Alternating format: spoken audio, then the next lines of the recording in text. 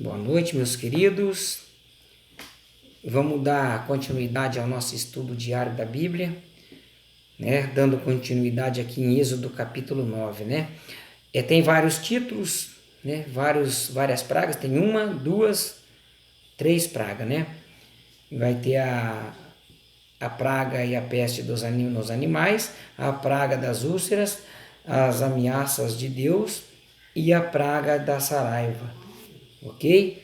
Então, a primeira aqui a gente vai ver em Êxodo 9 a praga da peste nos animais.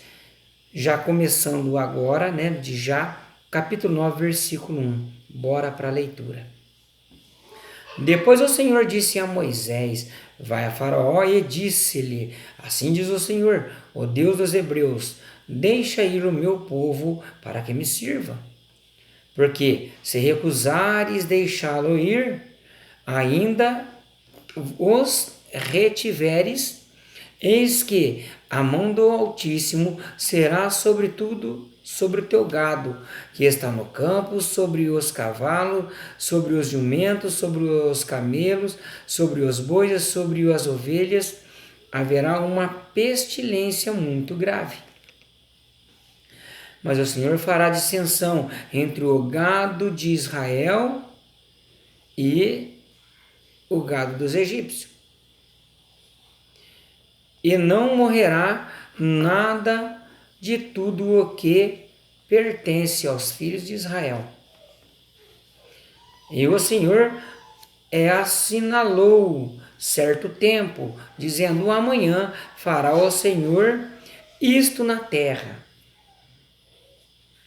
Fez, pois, o Senhor isso no dia seguinte, e todo o gado dos egípcios morreu, porém o gado dos filhos de Israel não morreu nenhum. E Faraó mandou ver, e eis que todo o gado dos israelitas não morrera sequer um, mas o coração de Faraó se obstinou e não deixou ir o povo. Então, no versículo 8, segue-se a leitura, a praga das úlceras. Então disse o Senhor a Moisés e Arão: tomai mancheias, né, de cinza do forno, vasilhas, né? E Moisés a espalhe para o céu diante dos olhos de Faraó, e ela se tornará em pó fino sobre toda a terra do Egito, e haverá tumores, e arrebentarão em úlceras nos homens e no gado, por toda a terra do Egito. E eles tomaram cinza do forno e apressaram-se diante de Faraó. E apresentaram-se diante de Faraó, e Moisés espalhou para o céu, e ela se tornou em tumores que arrebentavam em úlceras nos homens e no gado. Então, os magos não podiam manter-se diante de Moisés por causa dos tumores, porque havia tumores nos magos e em todos os egípcios. No versículo 11, antes desse capítulo 9, a gente vimos que os magos tentou também enganar o povo do Egito com, como é que fala? Com engano mesmo, com ilusões, fazendo sair rã do rio, né? Até mesmo fazendo uma cobra, um cajado virar-se em cobra, mas tudo foi uma tramóica aí, né? Que eles fizeram. Aqui eles viram que não conseguia ser livrado nem da úlcera nem dos tumores, né? Por quê? Porque eles não tinham esse poder de fazer nada, era magia, era engano, ilusionista. Agora o versículo 12, mas o Senhor endureceu o coração de Faraó, e este não os ouviu, como o Senhor tinha dito a Moisés. O 12, Deus endureceu o coração de Faraó. Por vários versículos a gente vai ver isso aí, tá bom? Que Deus quis se apresentar, se manifestar através de Faraó, tá bom? as ameaças de Deus.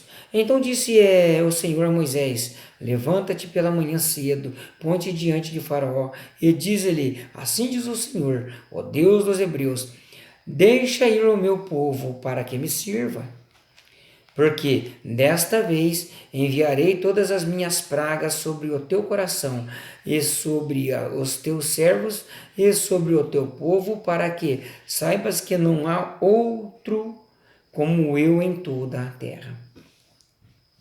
Agora por pouco teria eu estendido a mão e ferido a ti e ao teu povo em pestilência, e tu terias sido destruído da terra.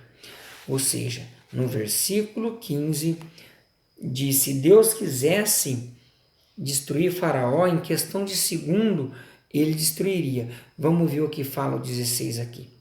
Mas, na verdade, para isto te hei mantido com vida, para te mostrar o meu poder, e para que o meu nome seja anunciado em toda a terra. Foi de propósito.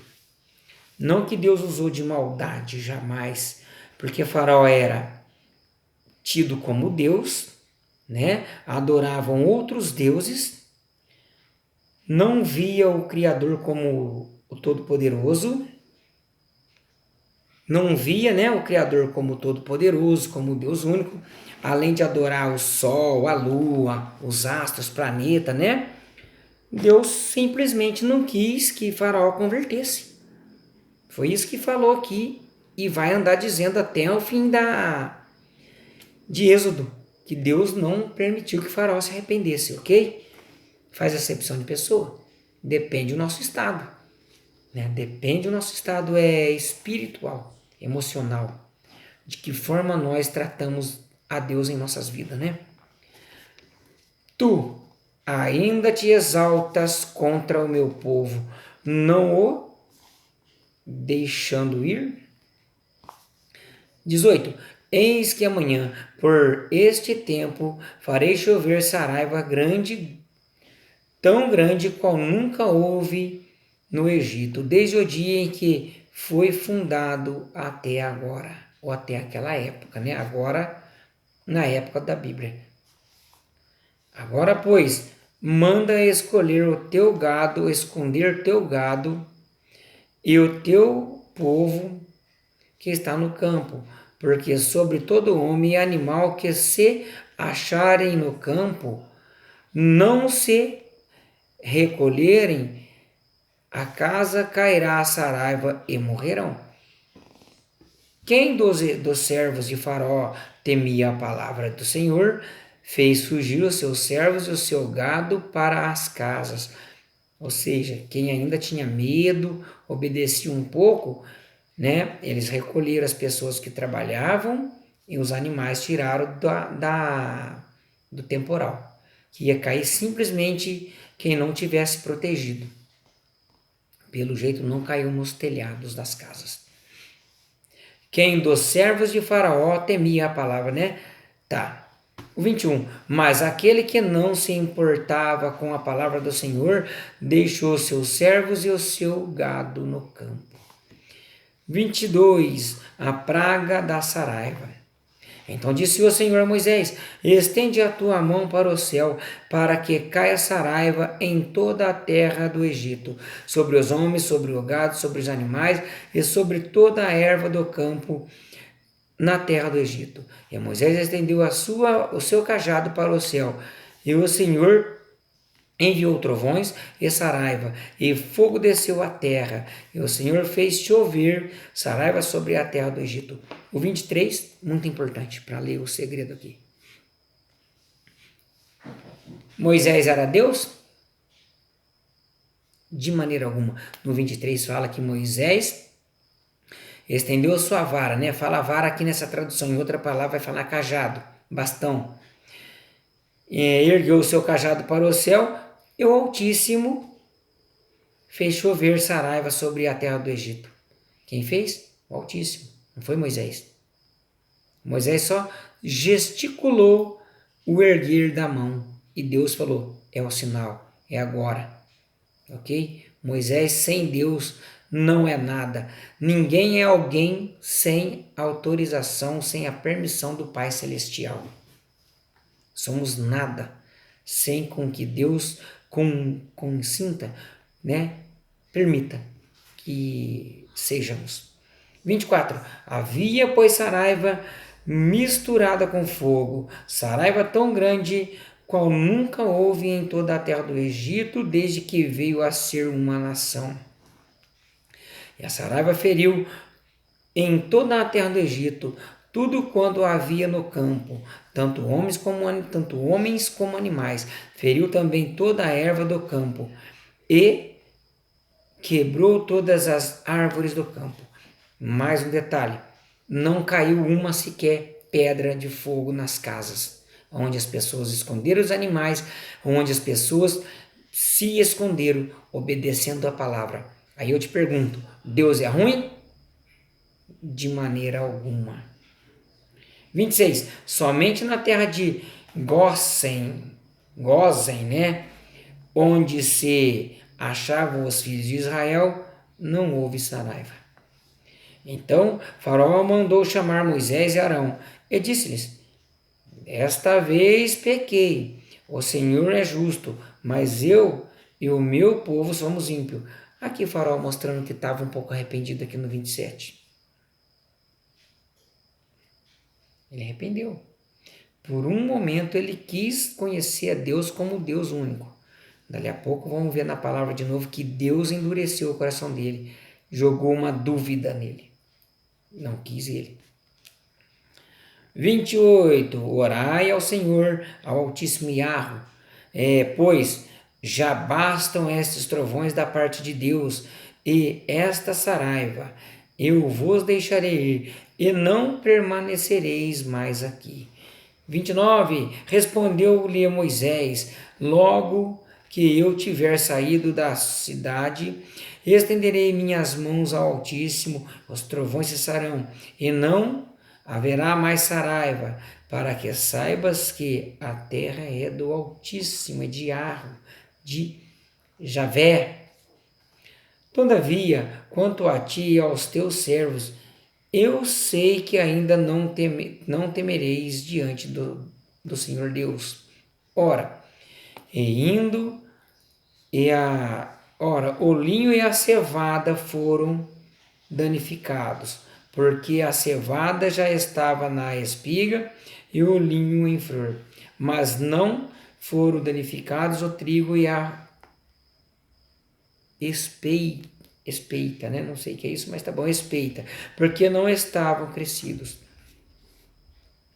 Saiu, pois, Moisés da cidade, da presença de Faraó, estendeu as mãos ao Senhor, e cessaram os trovões e a saraiva, e a chuva não caiu mais sobre a terra. No versículo 32, Deus não danificou totalmente as plantações. Por quê? Para deixar com que sustentar o povo, para não passar fome. Deus pensou tudo certinho. Não há maldade nisso ainda. Tem gente que fala, Deus destruiu. Não, para com isso aí.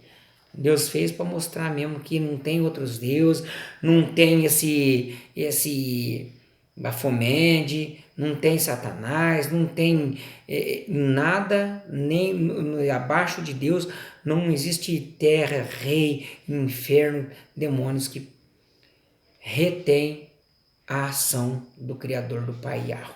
Ninguém consegue detê-lo. Quando ele quer agir, né? Operando eu, quem impedirá? Não é assim que está escrito? Deixa eu ver aqui. 34.